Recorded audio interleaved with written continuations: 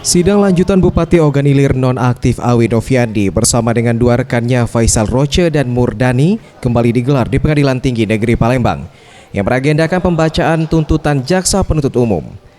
Sidang yang semula beragenda pada pagi hari ternyata dimulai pada sore hari dan dalam persidangan majelis hakim yang dipimpin Adrianda Patria menunda persidangan karena belum siapnya jaksa penuntut umum dalam pembacaan tuntutan.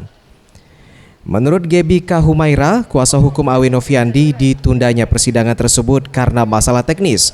Belum siapnya jaksa penuntut umum, namun berdasarkan fakta dari sidang yang lalu, banyak fakta baru yang terbuka dan terungkap dan dapat menjadi pertimbangan hakim.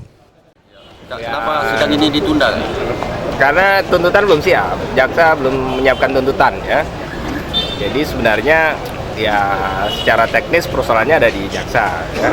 Kita nggak tahu karena apa, tapi yang pasti sudah dijadwalkan hari ini, dia minta jadwalkan lagi besok. Mudah-mudahan masalah teknis, karena memang waktunya kan terlalu pendek sekali ya, cuma 1 hari dari hari Senin ke hari Rabu ya.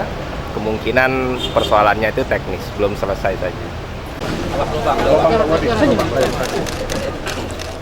Sidangnya akan kembali dilanjutkan pada tanggal 8 September 2016 dengan agenda pembacaan tuntutan oleh jaksa penuntut umum.